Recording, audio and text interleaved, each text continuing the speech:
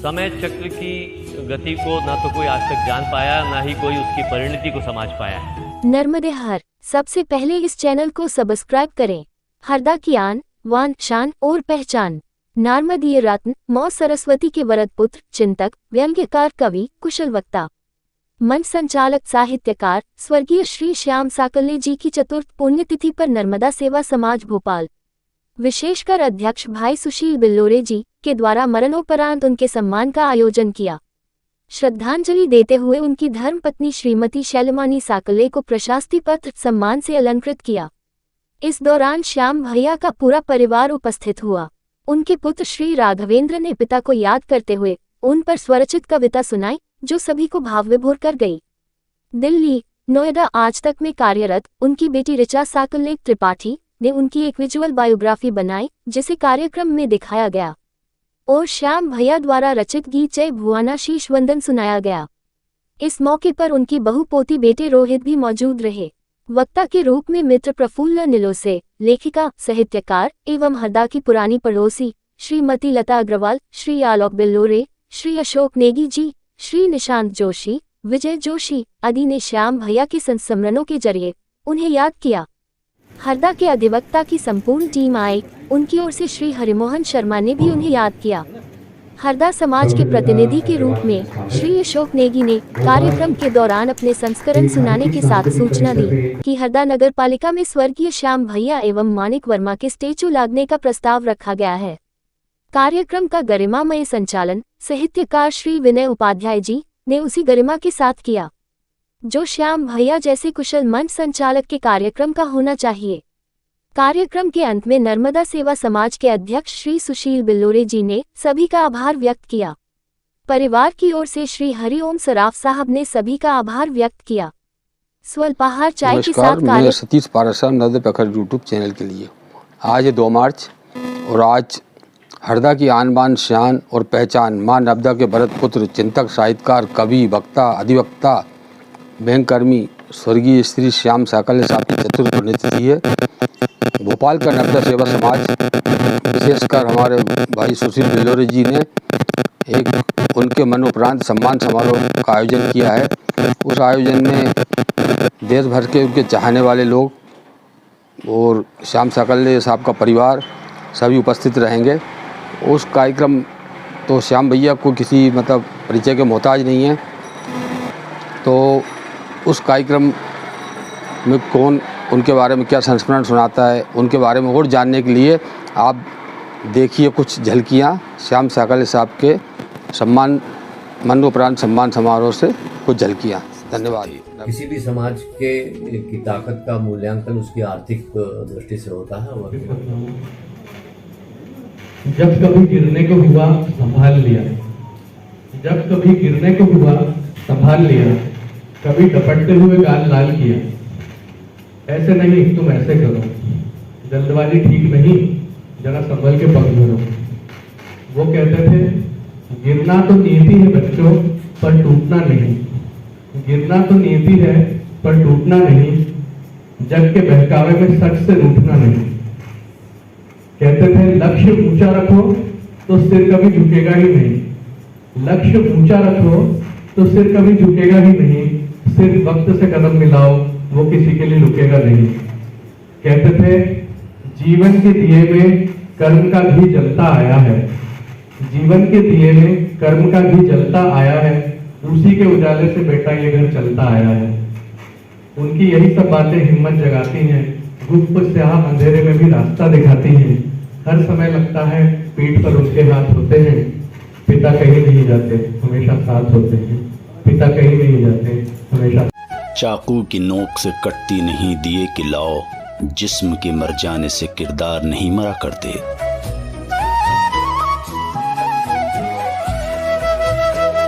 जी हाँ, वो एक विचारधारा हैं जो आज भी जिंदा हैं। वो हमारे मनों में, हमारे दिलों में, हमारी स्मृति में आज भी जिंदा हैं। वो हृदयनगर हरदा के थे और हरदा उनके हृदय में था। वो हरदा के श्याम भैया हैं। श्याम भैया थे और श्याम भैया रहेंगे। हम स्वर्गीय श्री श्याम साकल्ले की बात कर रहे हैं, जो महज एक व्यक्तित्व नहीं, अपने आप में एक पाठशाला थे, संस्था थे। वो एक ईमानदार, कर्तव्यनिष्ठ, गंभीर और बेहद सरल व्यक्ति पटवारी स्वर्गीय श्री राम प्रसाद साकल्ले और कर्मठ संघर्षशील महिला स्वर्गीय द्वारकाबाई साकल्ले की दूसरी संतान थे, जिनका पूरा नाम था श्री राधेश्याम साकल्ले। दो बहनों शकुंतला निलोसे और लीला पारे के बीच के इस भाई का जन्म हरदा के समीप स्थित ग्राम बिछौला में 29 सितंबर 1947 ईस्वी को हुआ। अपनी दादी स्वर्गीय श्रीमती त्रिवेणीबाई साकल्ले की आध्यात्मिक सीख और लाड़ प्यार के बीच पले बढ़े श्याम साकल्ले बचपन से शरारती तो थे ही, बुद्धिमान और परिश्रमी भी थे। ये बुद्धि और परिश्रम का ही मेल था कि श्याम साकल्ले को होशंगाबाद के SNG स्कूल में पढ़ने का मौका मिला। इस स्कूल में वो जल्द ही सर्वश्रेष्ठ छात्र बन गए, क्योंकि पढ़ाई के साथ एक्स्ट्रा करिकुलर एक्टिविटीज जैसे वाद विवाद प्रतियोगिता, तात्कालिक भाषण तो उनके लिए चुटकियों का खेल था। वे स्कूल के सर्वश्रेष्ठ वक्ता घोषित किए गए। यही नहीं, SNG स्कूल में क्रिकेट के नर्मदा संभाग का प्रतिनिधित्व करते हुए सर्वश्रेष्ठ खिलाड़ी भी रहे। प्रथम श्रेणी में 12वीं पास कर वो कॉलेज की ओर बढ़े। स्कूल की आन बने श्याम साकल्ले कॉलेज की भी शान बन गए। Regional college of education Bhopal में भी उन्होंने सफलता का परचम लहराया। रीजनल कॉलेज से उन्होंने BSc, B.Ed और LLB किया। भोपाल विश्वविद्यालय के बेस्ट ऑलराउंडर क्रिकेट खिलाड़ी और सर्वश्रेष्ठ वक्ता घोषित हुए। भोपाल के रविंद्र कॉलेज में होने वाली अंतर विश्वविद्यालय स्तर पर आयोजित वाद विवाद प्रतियोगिता में 4 बार श्रेष्ठ वक्ता रहकर भोपाल विश्वविद्यालय में कीर्तिमान स्थापित किया। ये बड़ा सा कप जो आप देख रहे हैं, श्याम साकल्ले ने वाराणसी में वाद विवाद प्रतियोगिता में ही हासिल किया और भोपाल विश्वविद्यालय का गौरव बढ़ाया।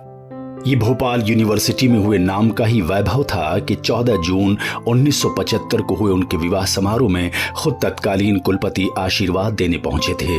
श्याम साकल्ले का विवाह श्रीमती शैलमणि साकल्ले से हुआ और वो 3 बच्चों के माता पिता बने। इलाहाबाद और पचमढ़ी के सेंट्रल स्कूल में उन्होंने 2 साल बतौर शिक्षक सेवाएं दी, लेकिन उनके लिए परिवार से दूर रहना कठिन था।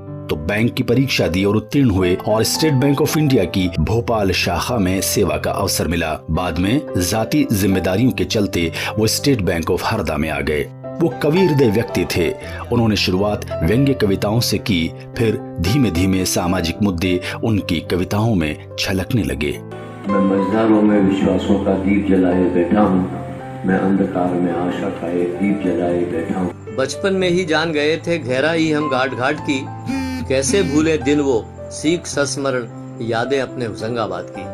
उन्होंने व्यंग्यकार के रूप में पूरे भारत में काव्य पाठ किया। शरद जोशी, अशोक चक्रधर, संतोष आनंद, शैल चतुर्वेदी जैसे कई नामी गिरामी कवियों के साथ मंच शेयर करने का उनका अनुभव रहा है। इस दौरान लोकप्रिय रंग चकल्लस काव्य श्रृंखला के वो प्रतिनिधि कवियों में से एक रहे हैं। यही नहीं, अखिल भारतीय स्तर पर व्याख्यान मालाओं में उनकी ओजस्वी वाणी और विचारों का प्रभाव दिखा। स्थानीय स्तर पर तो वो हरदा के लिए समर्पित रहे, युवाओं को प्रोत्साहन देते रहे, समसामयिक गतिविधियों में संचालन किया। स्वतंत्रता दिवस और गणतंत्र दिवस पर उनके संचालन और उनकी वाणी का हरदा गवाह रहा है। सेवा से जुड़े थे, उनकी समय समय पर जो हौसला अफजाई की है वह काबिले तारीफ है। उस दौर के बड़े बड़े नेताओं, कलाकारों, नर्तकों सबसे उनका व्यक्तिगत संबंध रहा। लोग उनके कहने पर हरदा के लोगों का मनोरंजन करने तक आ गए।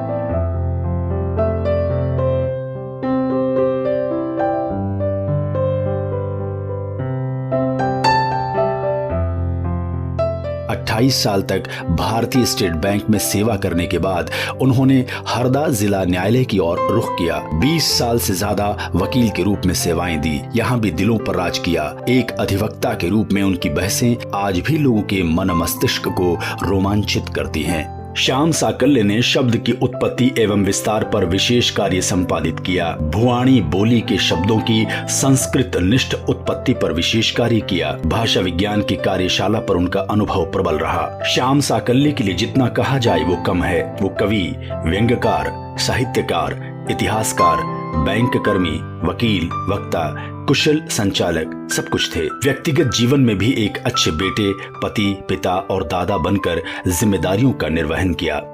वो अपनी लाडली पोतियों संग बच्चा भी बन जाते थे। दरअसल व्यक्ति एक, विशेषताएं अनेक कहना ही उनके व्यक्तित्व का सार होगा।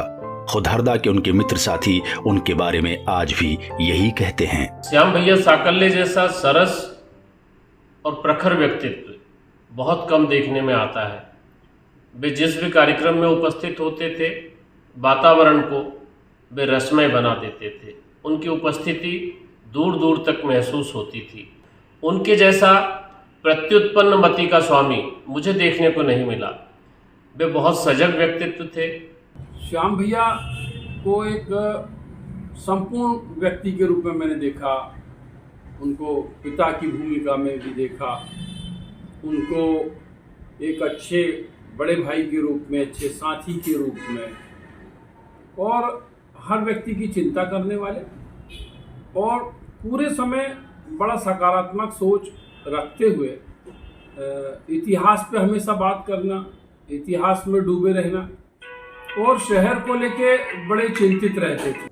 श्याम भैया हमसे बड़े थे, तो जब भी वो कहीं भाषण देने जाते थे या कहीं बोलने जाते थे, तो फिर मंच पर यदि श्याम साकल्य हैं तो फिर श्याम साकल्य ही मंच पर बचते थे। सबके आकर्षण का केंद्र श्याम साकल्य ही हुआ करते थे। बहुत बढ़िया स्टूडेंट है, अच्छा वक्ता है, डिबेटर है, स्पीकर है, और अच्छा लिखता है। इस टाइप खिलाड़ी भी था। बहुत सारे उसके कमरे में ट्रॉफियां लगी रहती थी। और उसके बाद में कुछ ही समय में ही कैटापुल्टेड इनटू श्याम साकल्य, और एक नया ब्रिलियंट पर्सनालिटी में के रूप में सबके सामने आया फिर से, और जिसको हम लोग कहते हैं बहुमुखी प्रतिभा का धनी, ऐसा व्यक्ति हमारे सामने श्याम साकल्य। श्याम भाई एक बहुत ही जिंदा दिल इंसान थे। हमेशा हंसते हुए रहते थे, पॉजिटिव रहते थे, और मदद करने को दूसरों की तैयार रहते थे। और जब भी उनकी याद आती है, उनकी हुई हंसती हुई आंखें और उनका चेहरा दिखता है। सबसे बड़ी एक जो चीज़ थी वो ये थी कि वो सहोदर की तरह से लगातार साथ में खड़े रहते थे।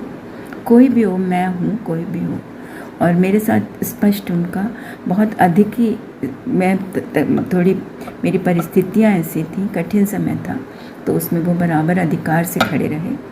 एक और स्मृति, मधुर स्मृति है। मेरी एक किताब प्रिंट हुई थी, उसका मैं परिस्थितिवश कुछ करवा नहीं सकती थी, तो उन्होंने प्रथम विमोचन हरदा में और टिमरनी में करवाया था, और काव्य पाठ भी करवाया था। श्री श्याम साकल्य मेरे छोटे भाई जैसे थे। मुझसे वे अपनी हर तरह की बातें निसंकोच साझा करते थे, वो सलाह लेते थे, वो मानते थे। मेरे लिए एक ऐसे व्यक्ति थे जिन पर मैं पूरा विश्वास करता था। वे अच्छे वक्ता थे, वो कवि थे। 2 मार्च 2021 को 72 साल की उम्र में हरदा में उन्होंने आखिरी सांस ली और उनकी इस विशिष्ट कहानी का अंत हो गया। अपने आखिरी समय में वो जीवन के कटु सत्य को शब्दों में पिरोकर चले गए। कहते हैं, ये दुनिया है झूले जैसी, आना जाना लगा हुआ, 4 छड़ी पर खड़ी जिंदगी, बाकी सब है धुआं धुआं। उजाले की तरफ ले जाने की कोशिश इस चौथी पुण्यतिथि के अवसर पर संभव हो सकी है। अशोक वाजपेयी हमारे समय के बड़े संस्कृति के भी कवि हैं। अपनी कविता में वो लिखते हैं कि शायद कभी किसी सपने की दरार में, किसी भी क्षण भर की याद में, किसी शब्द की अनसुनी अंतर्ध्वनि में हमारे होने की हल्की सी छाप बची होगी, बस हम लोगों के। श्याम साकल्य नहीं है, लेकिन उनकी कितनी सारी गहरी छापें हैं, कितने सारे लोगों के मन पर, आत्मा पर, रूह पर चस्पा है। और यही तो वजह है कि लता अग्रवाल को जब हम बोलने के लिए कहते हैं तो कहते हैं कि जितना कहा उतना और बाकी रह गया है। श्याम साकल्य जी ने अपने वक्त में स्मृति शेष श्री श्याम साकल्य शब्द, वाणी और विचार से अपने समय तथा समाज को आलोकित करने वाले नर्मदा के वरद पुत्र श्री श्याम साकल्य ईश्वर का अनुपम उपहार थे। अपने परिवार से मिले रचनात्मक संस्कारों और संवेदनाओं का अपनी प्रतिभा में विस्तार करते हुए उन्होंने देशव्यापी पहचान और प्रतिष्ठा अर्जित की। गुणी लेखक, उदार समाजसेवी और प्रखर वक्ता के रूप में उनकी बहुआयामी भूमिकाएं प्रेरणास्पद रही हैं। नारवदीय समाज सदैव उनकी गरिमामय उपस्थिति तथा योगदान से धन्यता अनुभव करता रहा है। श्री नर्मदा सेवा समाज स्वर्गीय श्री श्याम साकल्य का आदर सुमिरन करते हुए उनकी चतुर्थ पुण्यतिथि पर उनके साहित्यिक, सांस्कृतिक और सामाजिक अवदान से अनुग्रहित होकर उन्हें यह प्रशस्ति सम्मान से अलंकृत करता है। 2 मार्च 2025 मेरे बाद तुम्हें ये मेरी याद दिलाने आएंगे।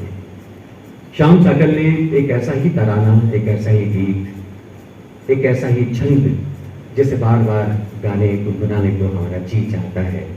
और जैसा खुद उन्होंने कहा, और इस चलते हुए दीप ज्योति के पास भी उनके चित्र के साथ लिखा हुआ है, जो आखिरी में इस फिल्म में भी पूछता हुआ सुनाई दिया कि ये दुनिया है झूले जैसी, आना जाना लगा हुआ, 4 छड़ी पर खड़ी जिंदगी, बाकी सब है धुआं धुआं।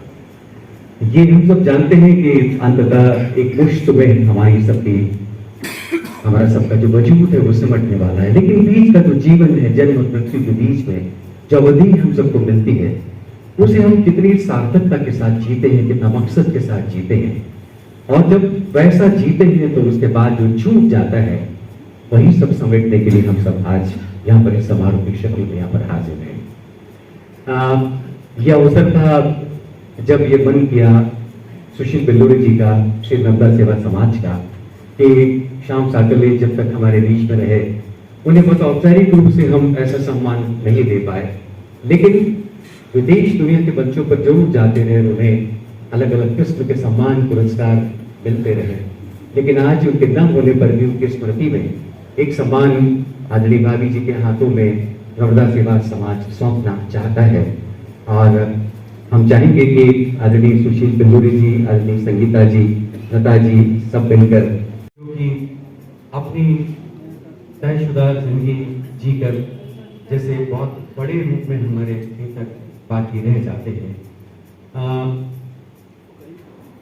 ये आकाश जैसे उनकी भुजाओं में समेट कर आ गया, तो ऐसे चेहरे देख पढ़ सकता हूँ जिनके पास घंटों श्याम साकल्य के बारे में कहने के लिए बहुत सारा मसौदा उनके भीतर है, उनके पास है, बहुत सारी स्मृतियां उनके पास है।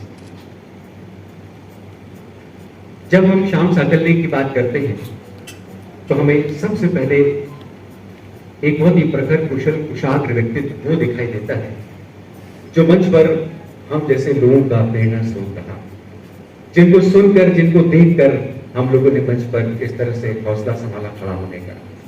और सिर्फ मैं नहीं, उनके समकालीन ऐसे लोगों की शायद सैकड़ों की तादाद होगी।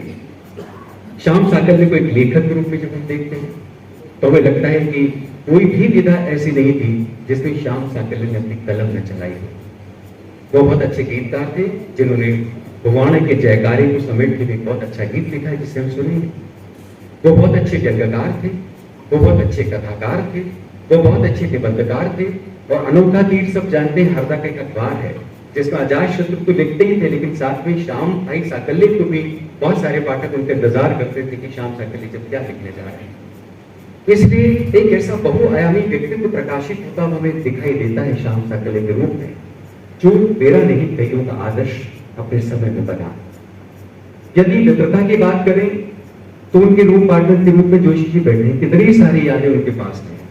और बहुत करीब से जब श्याम साकल्य को उन्होंने देखा तो उनकी गलत मनुष्यता की गंध उनके भीतर से उठती हुई देखी।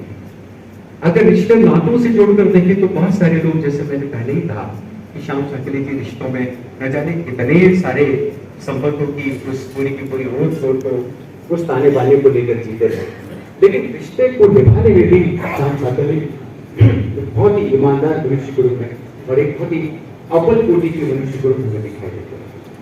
इतने सारे संदर्भ हैं, इतने सारे प्रसंग हैं, स्मृतियों के इतने दूर तक फैले हुए कोई किनारे हैं, और आज उन्हीं में से एक छोटा सा लघु चित्र बनाने की हमने कोशिश की है। कहने को बहुत सारा होगा आप सबके पास में, लेकिन मैं वक्ताओं से गुजारिश करता हूँ कि 5 मिनट का अपना उद्बोधन आप लोग पूरा कर रहे हैं। भावावेश में आप अगर बहुत आगे बह गए, तुमसे मिला होगा, यकीनन उसका कद तुमसे बढ़ा रहा होगा, यकीनन उसका कद तुमसे बढ़ा रहा होगा।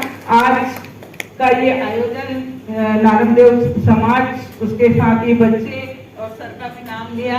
मैं बहुत कृतज्ञ हूँ कि हमारे देश में आजकल ये दर्द हम लोग महसूस कर रहे हैं कि गुजरे जमाने को, गुजरे लोगों को अनदेखा किया जा रहा है, उन्हें भुलाया जा रहा है। तो आज यहाँ पर उनकी भैया की तृतीय पुण्यतिथि में उन्हें यहाँ इतने श्रद्धा भाव से स्मरण किया है और इसके लिए मैं भी एक तरह से परिवार के तौर पर आप सभी का आभार व्यक्त करती हूँ। और मुझे इस अवसर पर मनोहर राणा जी का वो शेर याद आ रहा है कि नए जमाने में कहो चीजें पुरानी कौन रखता है, नए जमाने में कहो चीज पुरानी कौन रखता है, परिंदों के लिए शहरों में पानी कौन रखता है, हम ही थामे रहे टूटी दीवारों को, हम ही थामे रहे टूटी दीवारों को, सलीके से बुजुर्गों की निशानी कौन रखता है। और चूंकि मैं अपनी संस्कृति में आस्था रखती हूँ, इसलिए मुझे ऐसा लगता है कि आत्माओं में एक आकर्षण होता है। थोड़ा भावुक हो रही हूँ कि आत्माओं में एक आकर्षण होता है और जैसा कि हम लोग मानते हैं कि आत्मा कहीं जाती नहीं, इस चराचर जगत में कहीं न कहीं होगी, तो आज वो आकर्षण में बंधी हुई हमारे इस हॉल में ही कहीं न कहीं हमें सुन रही होगी। तो इसी भावना के साथ यहाँ बैठी मैं सोच रही थी कि यादों का कौन सा सिरा छोड़ूं, क्योंकि हमें समय सीमा दी गई है विनय जी की तरफ से। तो बहुत सी बातें और अभी मेरे मुझसे पहले वक्ता ने कुछ मेरे बिंदु मुझे कम कर दिए, वो एक अच्छी बात हुई। तो सबसे पहले तो मैं कहना चाहूंगी कि श्याम भैया से मेरा परिचय उस समय से था जब मैं स्वयं एमए की छात्र थी हरदा में शासकीय महाविद्यालय में, और उसी के साथ वहाँ के उस समय के बड़े प्रतिष्ठित मॉडल स्कूल में पढ़ाती थी। तो ये तीनों बच्चे राघव, रोहित और ऋचा मेरे स्टूडेंट थे। तो वहाँ से भैया और भाभी से मेरा परिचय हुआ और कुछ संयोग ऐसा हुआ कि 1991 में LIG कॉलोनी में हम दोनों बिल्कुल पड़ोसी हो गए और 2021 तक हम लोग साथ में रहे हैं। क्योंकि हमने भोपाल हरदा छोड़ दिया था 2006 में, लेकिन फिर भी आना जाना था और जब भी हरदा जाते तो पहला ठिकाना होता था भैया से बगैर मिले नहीं आना है। और इससे पहले जब मैं गई थी मुझे याद है कि शायद भैया बैंक से आके सोए ही थे अंदर और बाहर बाई बैठी हुई थी। तो मैंने कहा बाई भैया हैं क्या? तो भैया तो सो रहो, अभी आके बैठ, अभी सोया है, मतलब उनका ये कहना था। मैंने कहा कोई बात नहीं है। मैं हक से अंदर चली गई, मुझे पता था कि इतना अधिकार है, मैं हक से अंदर चली गई। जैसे ही मैंने आवाज, भैया की नींद लगी थी और जैसे ही मैंने आवाज दी भैया 1 सेकंड में खड़े हो गए और बोले अच्छा हुआ बहन जी बोलते थे हमेशा कि बगैर मिले चली जाती तो बहुत अफसोस होता। तो इस तरह का लगा, हमारा घर कॉर्नर का था। भैया जब ऐसे निकल तो गेट पर खड़ा हो जाता था कि मामा आने वाले हैं, और उनका एक टोल टैक्स था भैया का कि वो घर में तभी प्रवेश करेंगे जब तक मेरे बेटे को गोदी में उठा के थोड़ा दुलार न कर ले। तो बिल्कुल खड़ा रहता था कि मामा आ रहे। मामा जैसे ही आ गए तो सबसे पहले उसको गोदी में लेके उसको दुलार करते थे, तब वो अपने घर जाते थे। तो ये जिस दिन ये हादसा हुआ मैंने बेटे को फोन करके बताया, इतना शौक लगा उसे। उसी तरह मेरी बड़ी बेटी जब स्कूल शिक्षा में थी और उसे बड़ा शौक था साहित्यिक प्रतियोगिताओं में भाग लेने का, तो उसका नियम था कि वो भैया से नोट्स बनवाएगी कि मुझे इस विषय पे बोलना है और आप मुझे बिंदु बता दो, तब मम्मी से लिखवाऊंगी। और जब मम्मी लिख देंगी तो वो भैया से ओके कराने जाती थी कि जब तक मामा ओके नहीं कर देंगे मैं नहीं बोलूंगी। तो उसको एक कुशल वक्ता बनाने में, और यहाँ तक कि मैं कहूँगी कि हरदा मेरी कर्म भूमि है और इस कर्म भूमि में जो भी थोड़ा बहुत आहुति में दे पाई हूँ तो उसमें भैया का महत्वपूर्ण योगदान है। और आज जो मेरी बेटी हैदराबाद में मिसेस तेलंगाना बनी है तो उसके वक्तव्य कला में भैया का बहुत महत्वपूर्ण योगदान है और बच्चे बहुत श्रद्धा के साथ भैया को स्मरण करते हैं। यहाँ पे बच्चा सिंह, लता जी, मुकेश भैया, आदरणीय अध्यक्ष सुशील भैया, शर्मी साकल्य जी, संगीता जी, प्रफुल्ल भाई, विजय जोशी जी, विनय भाई, सभी समाज माताएं बहनें, विनय भाई का संचालन हो और उसके बाद में इतना खूबसूरत परिचय हो। हम भैया के लिए कौन सा ऐसा विशेषण है जो बच जाता है उनकी प्रशंसा के लिए या उनको परिभाषित करने के लिए ये बड़ा कठिन हो जाता है। तो कहते हैं कि जो भी प्यार से मिला हम उसी के होइए। मेरे ख्याल से इस गीत को जो चरितार्थ श्याम भैया ने अपने जीवन में किया होगा, अजात शत्रु के रूप में, एक बहुत ही सरल व्यक्ति अपने जीवन में सकारात्मकता से परिपूर्ण मुस्कुराता हुआ चेहरा, अंदर कितनी गहराइयां, अंदर कितना ज्ञान, कितना गहन उनका अध्ययन और जीवन का अनुभव।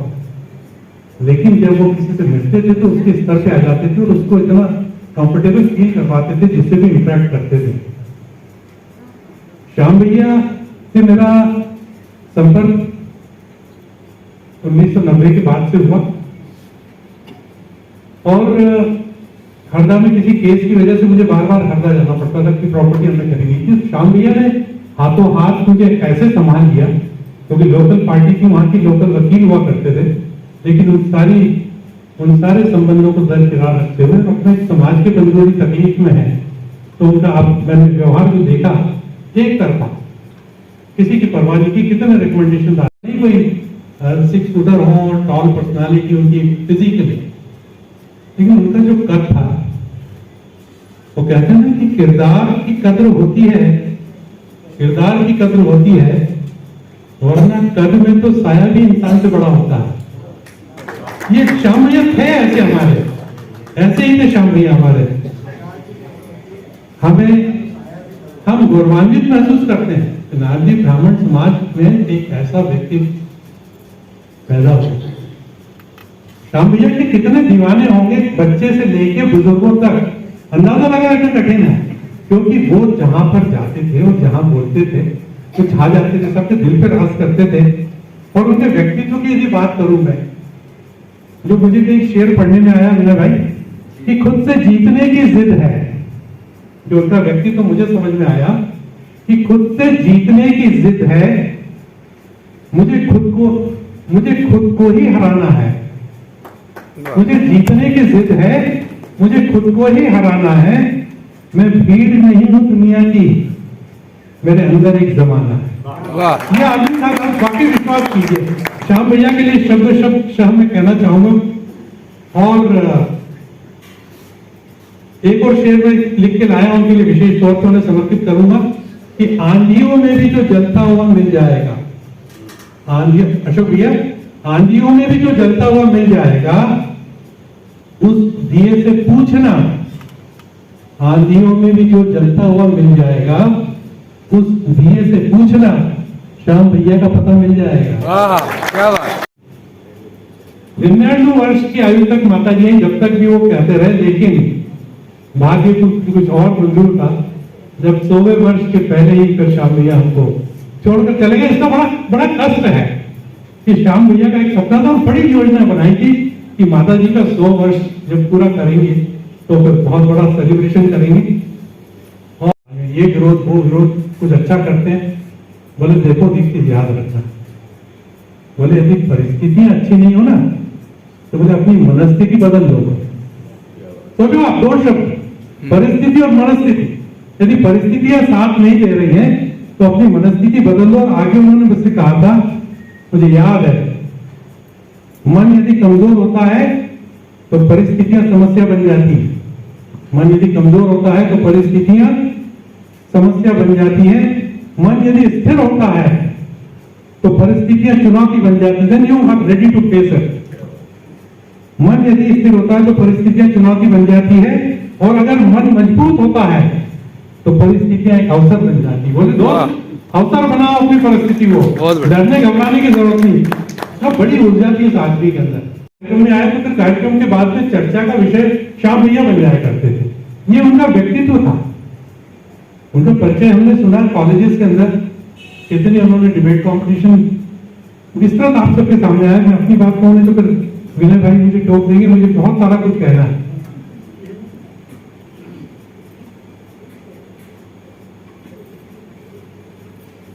हरदा की माटी का सपूत किसी व्यक्ति को अपनी जन्मस्थली से, अपनी कर्मस्थली से कितना प्यार हो सकता है,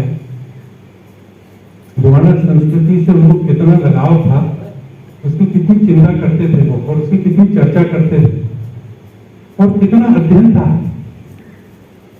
मैं कई बार जाता था हरदा केस के सिलसिले में, जैसा मैंने बताया।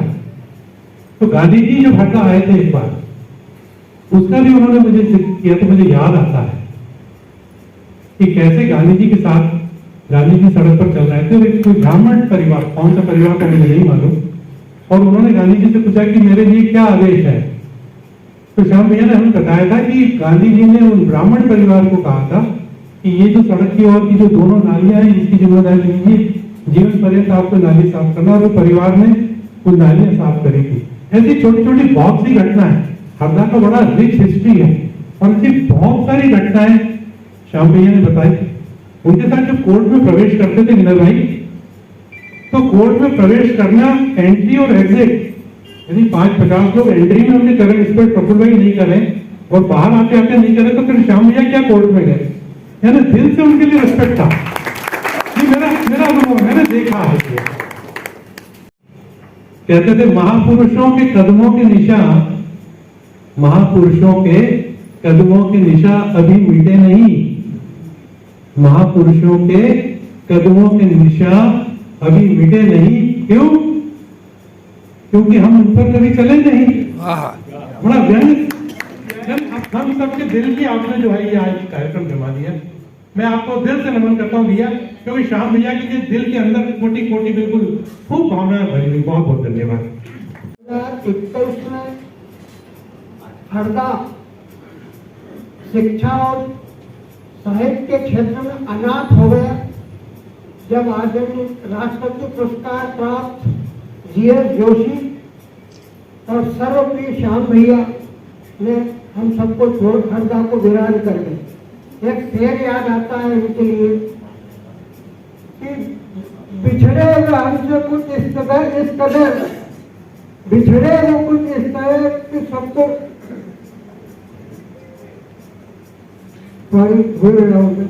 श्याम भैया के स्मरण के बारे में, साहित्य के बारे में बहुत सी बातें हुई, उनकी संवेदनाओं के बारे में पूरे मंच पर एक ऐसी बात बताऊंगा कि वो संवेदनाओं से कैसे ओतप्रोत थे। बात 2005 5 जनवरी की है। हरदा में एक अबोध बालक जिसको जन्म लिए 48 घंटे भी नहीं हुए थे, डबल फाटक के पास कोई फेंक के चला गया।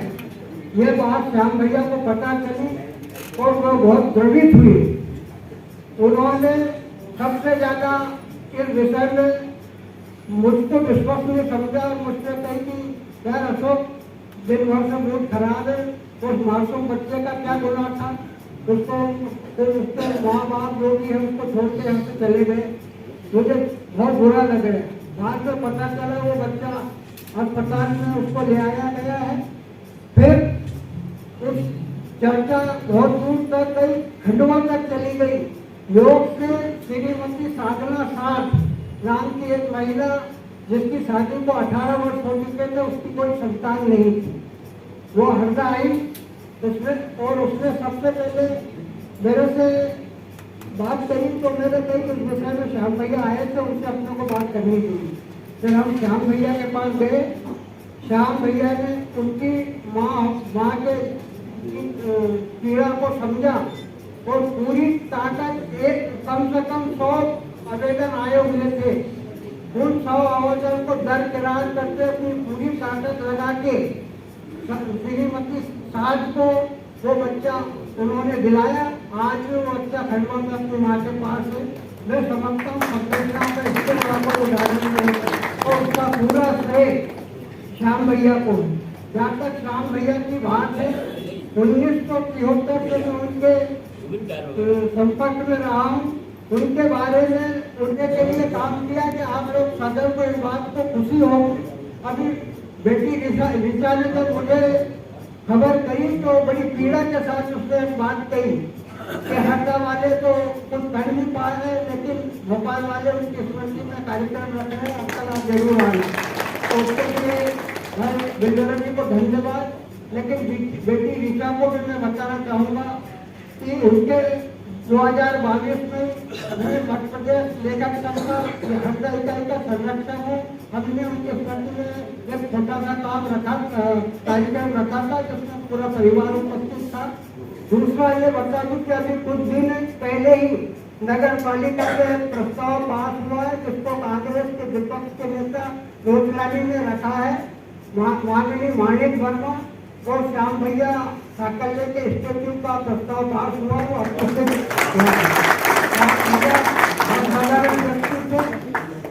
वर्षों तक लोगों को याद रहेंगे। श्याम भैया कभी कभी पैदा होते हैं। श्याम भैया कभी सोचा नहीं था कि कभी ऐसी स्थिति आएगी और इस तरह के कार्यक्रम में मुझे श्याम भाई के बारे में बात करनी है। बहुत पहले 60s में एक फिल्म आई थी, उसका नाम था संगम, राज कपूर की, और उसमें एक डायलॉग था, रोए तो यार के कंधे पर और जाए तो यार के कंधे पर। सारे में जाने का भी, कंधा देने का भी मौका नहीं दिया। अब क्या बताऊं मैं, इतना जल्दी सब कुछ हो गया कि वो भी नहीं हो, कंधा देने भी नहीं आ पाया। खैर बहुत सी यादें जुड़ी हुई हैं। पहली मुलाकात तो हमेशा याद रहती है।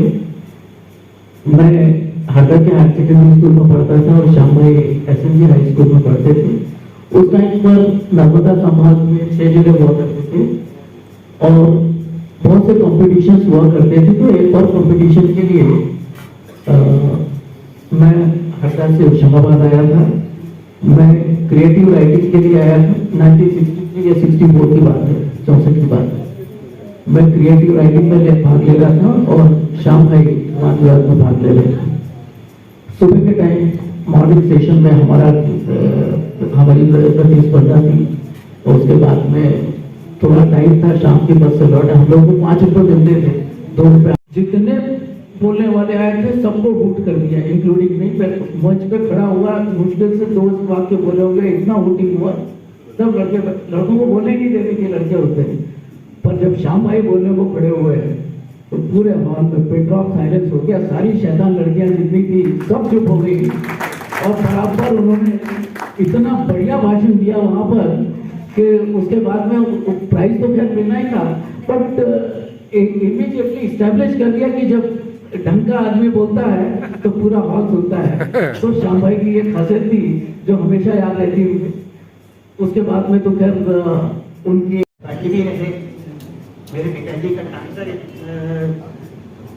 होशंगाबाद के लिए अलग अलग जगह पर होता रहा। 7th तक में पहले 2 साल में होशंगाबाद में पढ़ा, फिर उसके बाद 7th तक में हरदा में पढ़ा। 8th में बीच में मैं फिर दूसरी जगह चला गया। तो वहाँ भाई प्रफुल्ल भी मेरे साथी थे।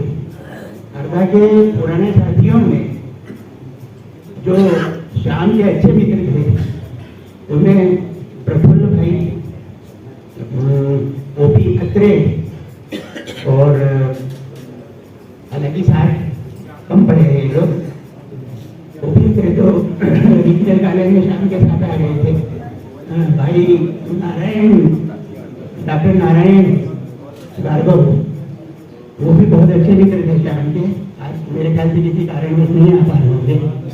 रमेश पाराशर, उन्होंने अभी श्रद्धांजलि भेजी है। उन्हें उनके परिवार की कोई एक बहुत आवश्यक शादी में जाना पड़ा था उनको, तो वो यहाँ उपस्थित नहीं हुए।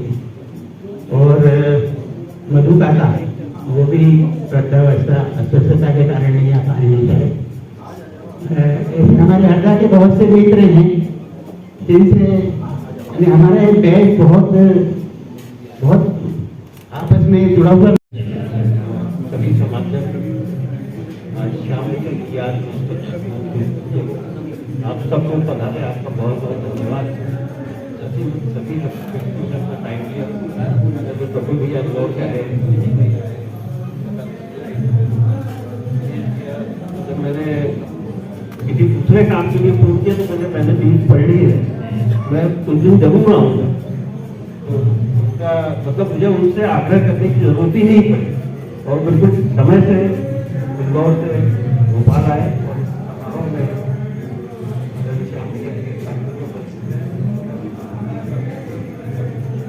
का और आप सब समाज जो उनसे जीवन जुड़े रहे, जिनकी यादें आप सबको हमेशा बनी रहे, खुदा आप सबका आभार अर्पित करता हूँ और आप सभी से विनती करता हूँ कि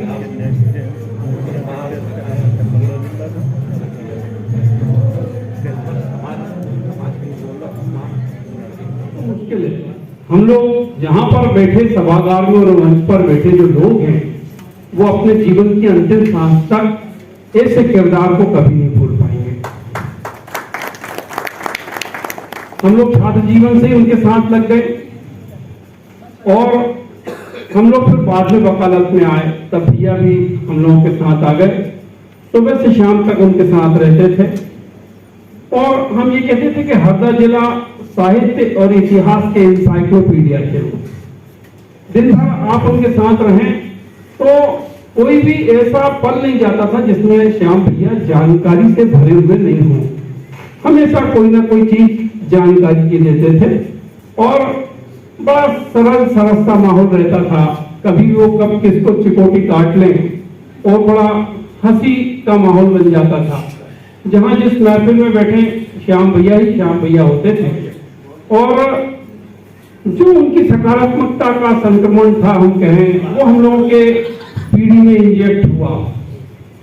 चलते चलते उन्होंने गांधी जी के आगमन की जो वो पूरा अपनी बात रखते थे तो ऐसा लगता था कि लोगों को कि गांधी जी के आगमन को हम हरदा में महसूस कर रहे हैं, वो इस तरह से प्रस्तुति देते थे।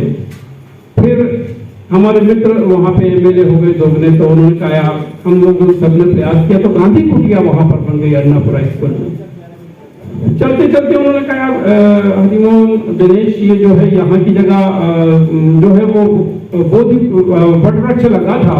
जब आजादी के दीवाने यहाँ से निकले थे तो जय स्तंभ के वहां पे एक शिलालेख बरसों बरस तक पड़ा हुआ था, बस छोटा सा 1-2 बाइटों का शिलालेख पड़ा है। हम लोगों ने कोशिश की कि वहां की जगह अक्षय वट लगा दी और फिर वो अक्षय वट अब बड़ा सा हो गया। तो शहर के अंदर जाने अनजाने वो कौन कौन सा काम हम लोगों से करा ले जाते थे। महेश दत्त जी मिश्र का बोले यार गोलापुरा में उनकी बड़ी एक इच्छा थी कि मेरा एक भाषण हो। मेरा शुरुआत गोलापुरा के गोसाई मंदिर से हुआ था। हम लोग उसमें लग गए और महेश दत्त जी मिश्र जो गांधी जी के सचिव कहे जाते हैं उनका उन्होंने कार्यक्रम एक बड़ा सा कार्यक्रम किया और मैं समझ सकता हूँ। आपका परिचय दीजिए और श्याम भैया के बारे में कुछ दर्शन। जी, मैं विजयकांत जोशी एडवोकेट हूँ, यहाँ भोपाल में मैं वकालत करता रहा हूँ। और सर ये श्याम साकल्ले मेरे पिताजी की मेरी बहन यानी मेरी बुआ के पुत्र थे। तो उस हिसाब से मेरे भाई भी थे, हम उम्र थे और सहपाठी बचपन के साथ खेले बढ़े। कॉलेज तक में हम लोग गाँव में भी हम लोग एक साथ रहे, भोपाल में भी हम एक साथ रहते थे और रूम पार्टनर भी थे। एक ही भोजनालय पे हम खाना खाने जाते थे और जहाँ हम जाते थे वहाँ एक साथ जाते थे। अक्सर कॉलेजेस में जो डिबेट कंपटीशन होते थे तो हमारे कॉलेज को श्याम साकल्ले और मैं दोनों पक्ष और विपक्ष की तरफ से रिप्रेजेंट करते थे। अंतिम समय तक श्याम मेरे बहुत करीब रहा, मेरा बहुत अच्छा दोस्त था, बहुत प्यारा दोस्त था। हम लोग एक दूसरे के सुख दुख के साथ ही रहे।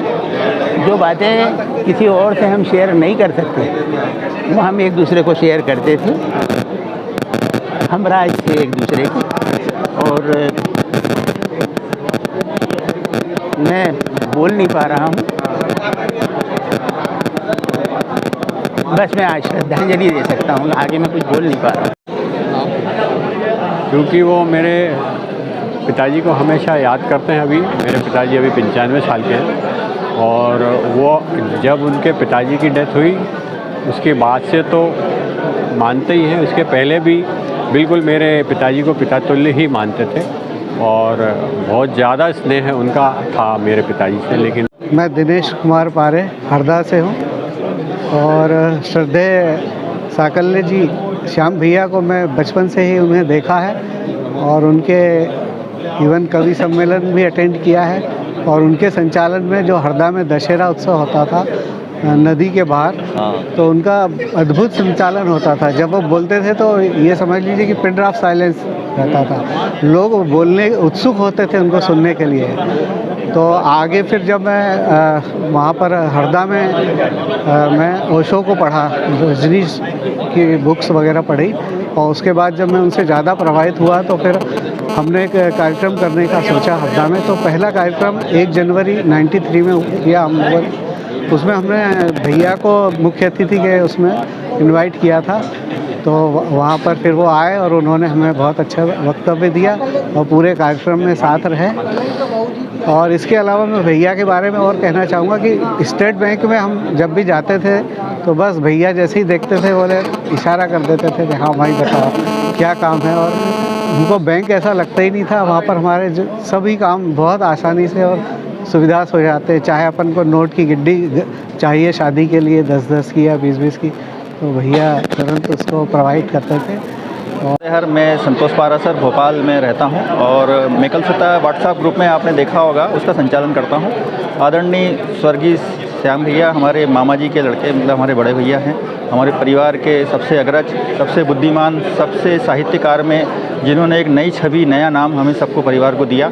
और उन्होंने जीवन में हमें इतना कुछ सिखा के गए। उन्होंने सरकारी काम में किस तरह से कार्य श्रेणी में अपना नाम कमाना चाहिए उसके बारे में हमें बहुत अच्छे से सिखाया।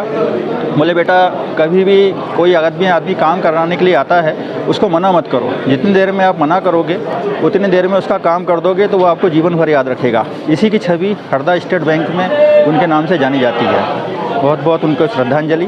संतोष पारासर। आइए आप अपना परिचय दीजिए पहले तो। हाँ, मैं संदीप सिटोके हूँ। हाँ, हम लोग पहले टीटी नगर, साउथ टीटी नगर में रहा करते थे। करीब 1978 की बात है ये, 1978 करीब की बात है। उस समय टैगोर हॉल में एक बहुत बड़ा नारंगी फंक्शन हुआ था। इसमें करीब नारंग पूरा हॉल भरा हुआ था, खचाखच लोग भरे हुए थे। उसमें इन्होंने जो संचालन था, स्टेज का पूरा संचालन इनके द्वारा ही किया गया था। तो वो यादगार है, बहुत ही अच्छे ढंग से किस तरीके से किया जाता है मंच संचालन, वो पहली बार देखने को मिला था। तो उसके बाद तो अब टीवी आ गए हैं, लोग बाग थोड़े से उसके लिए पहले से वेल प्रिपेयर्ड रहते हैं। लेकिन उस समय इतना वो नहीं रहता था। कोई पहले से करने के लिए कोई मतलब कोई रिहर्सल कर रहा हो आदमी, वैसा नहीं रहता था। एट ए ग्लांस जो दिमाग में आ रहा है, जो मुंह में आ रहा है वो बोलना होता था। तो वो गजब, वो अस्मरणीय है, भूला नहीं जा सकता। अशोक पाराशर और श्याम साकल्य जी मेरे पिताजी श्री रामचंद्र पाराशर के मामा के बेटे थे। और ये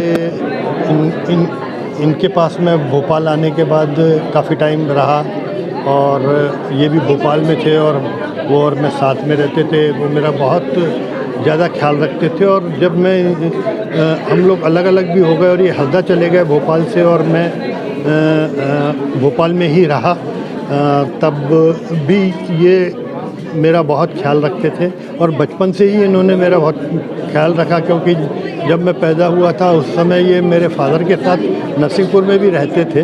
तो जो है इन्होंने मेरा उस समय भी बहुत ख्याल रखा और आज तक। और मुझे अफसोस थोड़ा सा हुआ जब इनकी मृत्यु हुई, और उसके एक ही दिन पहले मुझे कोरोना डिटेक्ट हुआ था। और मैं जो है उस समय कोरोना के कारण उनके अंतिम संस्कार में भी नहीं जा सका। और उनकी जब 13वीं थी तो उस समय जो है वो मेरे उसके जिस दिन 13वीं थी उसके नेक्स्ट डे जो है इनका जो है हमारे कोरोना का जो टेस्ट था कि अब ठीक होगा कि नहीं। लेकिन हमारा उस समय भी फिर वापस पॉजिटिव निकला। और उसके बाद भी मैं बहुत कोरोना होने के कारण मैं बहुत समय तक परिवार से भी मिल नहीं सका।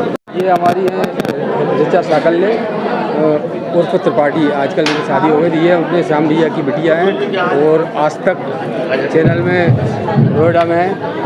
ऋचा बताइए, आप अपने पापा के बारे में कोई याद आ रहा हो, कोई बात वाकया या कोई सीख?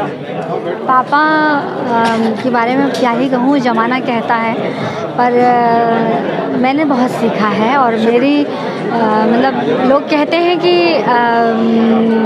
जो जाने वाले हैं वो पीछे संपत्ति छोड़ जाते हैं, लेकिन मेरे लिए मेरे पापा की विरासत, उनकी लेखनी, उनके दिए संस्कार हैं, उन्होंने जो शिक्षा दी है वो हैं। और अब बस मेरी जिम्मेदारी है कि मैं उनकी दी हुई शिक्षा पर चलूं, उनके दिए हुए संस्कारों पर चलूं, उनकी उस विरासत को जो उन्होंने जिसे विरासत के रूप में मेरे दादाजी से अपनाया था, ईमानदारी का संस्कार, साफगोई का संस्कार, निश्चलता का संस्कार, सहजता का संस्कार, बस मैं उस पर चलूं और एक अच्छे मानव के रूप में जीवन व्यतीत करूं जो मुझे उनसे मिला है। मैं उनका अंश हूं, वो मेरे आसपास ही हैं, वो कहीं गए नहीं हैं। आपके बारे में वो हमें बड़े गर्व से बताते थे वो कि भाई मेरी बेटी आज तक में है, तो आप कहाँ हैं आज तक में? क्या कहाँ? मैं आज तक में सीनियर प्रोड्यूसर हूँ गुड न्यूज़ टुडे में, और ये उनकी ही सीख है, उनकी ही शिक्षा है कि मैं आज वहाँ तक पहुँची हूँ। वही मेरे अनुभव के शिलालेख हैं, और क्या ही कहूँ, मतलब ये तो श्याम भैया के साथ में बहुत सारे संस्मरण हैं। समय की मर्यादा के लिए एक दो का मैं उल्लेख करना चाहूँगा। किन्हीं कारणों से मेरा हरदा बार बार जाना होता रहा। 2010 से लेकर 2020 तक आना जाना होता रहा, और एक कोर्ट केस की वजह से मैं जाता रहता था। तो श्याम भैया तो बहुत ही नियमित लगभग 2-3 महीने के दरमियान में मिलता था। और श्याम भैया का व्यक्तित्व उन दिनों मुझे जानने का और भी अवसर मिला कि कितनी प्रतिभाएं थी उनके अंदर और क्या विशाल व्यक्तित्व था उनका। एक आपने कहा कि कोई सा संस्मरण ऐसा याद आता है, तो मैं बताऊँ। एक बार हम लोग नर्मदा बॉन्ड ट्रस्ट के माध्यम से एक प्रकल्प समाधान का चलाते हैं जिसमें पारिवारिक मुद्दों को हम सेटल करते हैं। तो ऐसे एक मुद्दा होशंगाबाद का आया था, नर्मदापुरम का मुद्दा आया था, विषय आया था पति पत्नी के मामले का। और उसमें जोशी परिवार का था, पूरा नाम बताना ठीक नहीं है। उसके लिए अनिल पारे जी भी इंदौर से आए थे, मैं भोपाल से, हम ऐसी टीम बना के वहाँ गए थे। और श्याम भैया की जो भूमिका थी उस मामले को, कि जीवन क्या होता है, पति पत्नी कैसे किसी एक रथ के 2 पहियों की तरह होते हैं, और इतना प्रभावी तरीके से लीगल पॉइंट पारे साहब ने समझाया था, सोशल जो है वो मैंने समझाया था, लेकिन आध्यात्मिक विषय को जिस तरह से श्याम भैया ने समझाया था, तो मैं देखता था कि एक वकील होते हुए, एक रिटायर्ड बैंककर्मी होते हुए, और एक संचालन अपनी जगह पे है, उनका व्यंग्यकार कवि के रूप में अलग रहे, लेकिन अध्यात्म के रूप में किसी के जीवन परिवर्तन कर देना, वो कला श्याम भैया में बहुत ज़बरदस्त थी। और फिर उनकी हर गुण से हर कोई प्रभावित होता था। एक विराट और एक विशाल व्यक्तित्व था उनका। और सज्जनों, मैं नर्मदा सेवा समाज में सबसे पहले तो सुशील भाई बिल्लोली जी का मैं हृदय से धन्यवाद देता हूँ। और उन्होंने जो कार्यक्रम आयोजित किया है और कैसे आयोजित किया है और कितनी जल्दी वो निर्णय लेते हैं, ये जो है उसका एक उदाहरण है कि हम जो है साकल्य परिवार में ऋचा की तरफ से, मेरी तरफ से, सभी लोगों की तरफ से हम उनके कृतज्ञ हैं। उनके लिए हम धन्यवाद ज्ञापित करते हैं। आदरणीय संगीता भाभी को भी हम धन्यवाद करते हैं। उनकी टीम ने बहुत अच्छे से आयोजन किया है, और सब लोगों का मैं उपस्थित जन समुदाय का भी मैं आभार प्रकट करता हूँ। आप सब लोग इंदौर से बना रहे हैं, आप मैडम जो है काफ़ी आप लोगों का सबका अनुभव उनके साथ जैसा रहा है श्याम भाई के साथ। तो खैर श्याम भाई तो श्याम भाई थे, तो जैसे तो मेरे साड़ू भाई थे। आपने राघवेंद्र साकल्य जी, श्याम भैया के बड़े बेटे, भैया आप बताइए, आपको पापा के बारे में कोई संस्मरण हो, कोई याद जो आप शेयर करना चाहते हैं? बिल्कुल। तो देखिए, पिता को भूल पाना तो असंभव ही है, और पिता किसी न किसी रूप में हमारी आदतों में, हमारे व्यवहार में हमेशा हमारे साथ रहते ही हैं। लेकिन पापा की कही हुई एक बात मुझे हमेशा याद रहती है। वो कहते थे, वे नहीं जीते 3 जना, वे नहीं जीते 3 जना, कम बुद्धि विचार घना। यानी जिसके पास बुद्धि कम है लेकिन खूब सोच मंथन में लगा रहता है। कम बुद्धि विचार घना, बोए राई काटे चना, और कम पूंजी व्यापार घना। जो कम पूंजी रख के व्यापार बढ़ाना चाहता है, यानी लोन लेता है, तो यदि ऋण का उपयोग ज़्यादा करेगा तो उससे दुख झेलना पड़ेगा। वो कभी आगे प्रोग्रेस या सफल इतना नहीं हो सकता। कम पूंजी व्यापार गणा, कम बुद्धि विचार गणा, और बोए राई काटे चना। जो बोते राई है लेकिन सपने चना काटने के देखते हैं। बहुत मतलब एक दो लाइन में बहुत बड़ा सबक दिया उन्होंने जी। आपने श्री अशोक नेगी जी हरदा, तो भैया आप श्याम भैया के से बहुत सालों का आपका साथ रहा है, एक ही शहर में आप साथ रहे हो समाज के कार्यक्रम में, तो आपको याद उनके बारे में कोई संस्मरण हो तो बताइए ना। पारासर जी, सबसे पहले तो आपको धन्यवाद कि नर्मदा प्रखर उनको लेके अपना एक कार्यक्रम निश्चित कर रही है। जहाँ तक श्याम भैया के साथ है, तो यदि श्याम भैया की यादों से के गलियारे से मैं गुजरूंगा तो बहुत टाइम लगेगा, लेकिन उनकी संवेदनाओं का मैं एक संस्मरण कई बार मुझे अकेले में भी याद आता है कि संवेदनाओं की पराकाष्ठा है। एक हरदा से 5-6 किलोमीटर रेलवे लाइन पर एक अबोध बच्चों को कोई निर्दयी लोग छोड़ गए थे, मुश्किल से वो 4-5 दिन का होगा।